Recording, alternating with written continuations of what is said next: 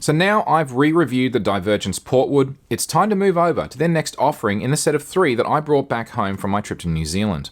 Today, I'm going to review the Divergence Virgin Oak Single Malt Whisky. Finally.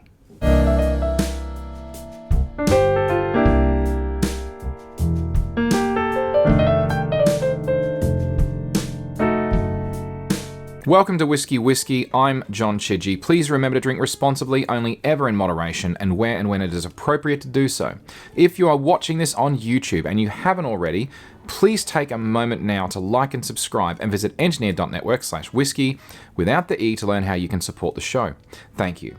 Now also, if you like the look of this polo shirt that I'm wearing, if you do, you can grab one of your own from the Spreadshirt store. There's a link on YouTube. Whilst on holidays in New Zealand, I went on the distillery tour and tasting for the Spirits Workshop in Christchurch. The whole experience went for just a smidge under 2 hours, and I was there with a younger engaged couple who had come to sample their Curiosity Gin offerings, not the whiskey.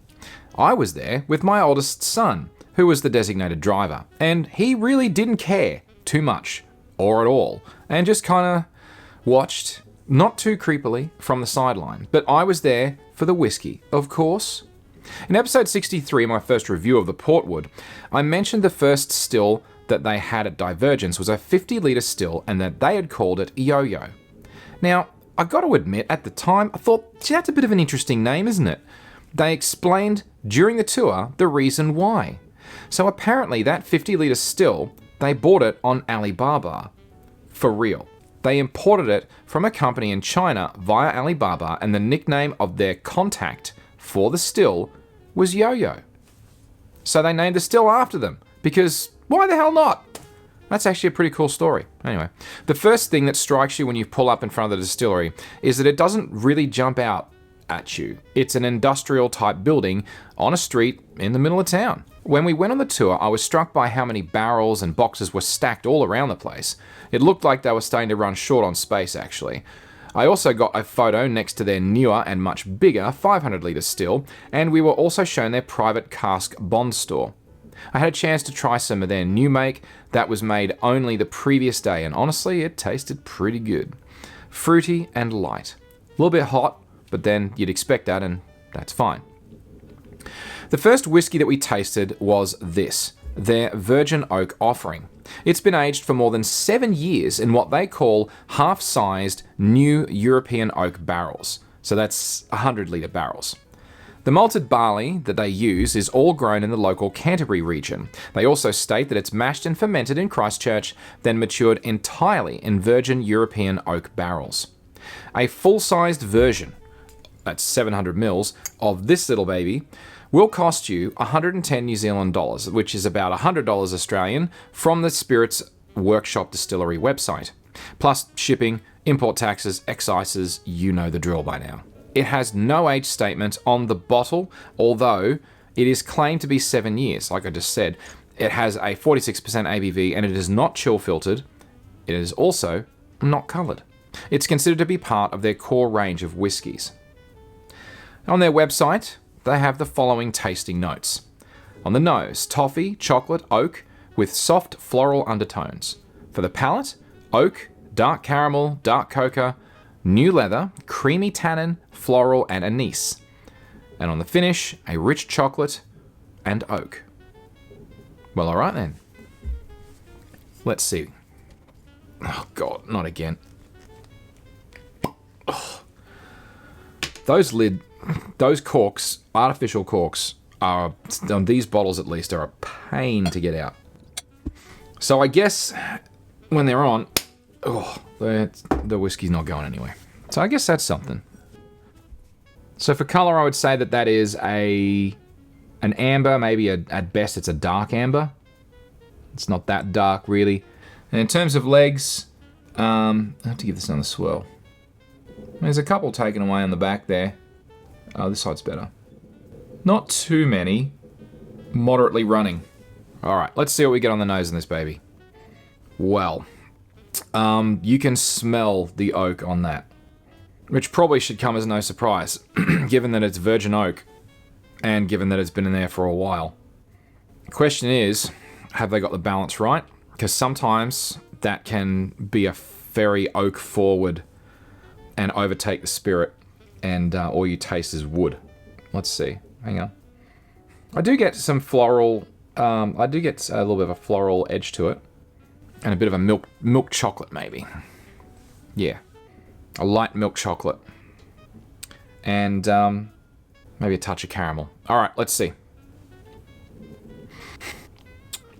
Wow. Okay. That is quite possibly the oakiest whiskey I've ever had. I'm breathing oak fumes. Oh. It's almost like a varnish. Like the smell of it. Like the finish. Gourd. I don't know what to make of this. It's. I seem to recall I had a maybe similar-ish kind of reaction during the tasting, if I remember. It was a little while ago now, but. All right, let's start with the mouthfeel. Mouthfeel, it's definitely oily. I wouldn't describe it as watery, but it is. It's oily, and like the palate is just, it's intense. It is strong as hell. It is so. It's not sharp though. It's just a very intense oak flavor, like super intense. I mean, maybe some people go for that. I'm not entirely sure. I'm not entirely sure it's winning me over, but it's unlike any whiskey I've ever tried before. That's for sure. Let's have another go. It's definitely a toffee on the palate. It's definitely a chocolatey. See, on the nose, it's a light chocolate. On the palate, it's a deep chocolate. Like it's definitely a bitter, darker chocolate on the palate. That's an interesting dichotomy, but never mind that. Oh man, I just can't get past that oak. That is oaky as hell. I mean, don't get me wrong. It's not bad exactly. It's not a bad whiskey. It's just it's not what I'm used to. Maybe it's the sort of difference. Some people are used to like really spicy dishes. Maybe some people are used to like really oaky kind of whiskeys, like a well-aged bourbon that's come from virgin oak and has sat in there for 5 years, 6 years. It's like that's probably the sort of profile. So if you like that kind of thing, maybe you'll like this. But I'm not entirely sure I'm a big fan. I mean, it's alright, don't get me wrong. It's better than a hell of a lot of stuff I've had. It's better than 4095. It's better than bloody Johnny Walker Red. Most things are. I would have to say though that it's not my favourite. We have to rate this baby. So where does it sit? Again, because Divergence are a craft distillery, we're going to apply craft cost rankings in this case. So for cost, it's a 1. It is very affordable for craft whiskey. That's if you buy it locally in New Zealand. Either you live there or you bring it home duty-free. Otherwise, once you factor in import duties and shipping, it ends up being a 2, which is affordable for good craft whiskey. Either way, the price is right. Seems fair. But in terms of quality, I mean, I have to give this a 2, I'm afraid. It's just not hitting the spot for me, eh? It's not, yeah, no, it's not working for me. Not my wheelhouse, I guess. I'm not even sure I'd give this a high 2. I'd give it a solid 2. I think it's the sort of thing that if this is your palate and your preference, then maybe you'd like it.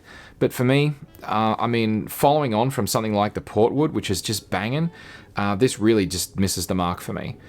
It's perfectly drinkable. It's fine, neat. There's no issue with that. In any case. All right, so if we go with a 1 and so a 1 for cost and a 2 for quality, that still makes it a green. So there is that. In any case, not everything has to be a home run. Let's be clear. That's 2 down. That leaves 1 left to go. And with that, we'll say cheers, and I'll see you next time.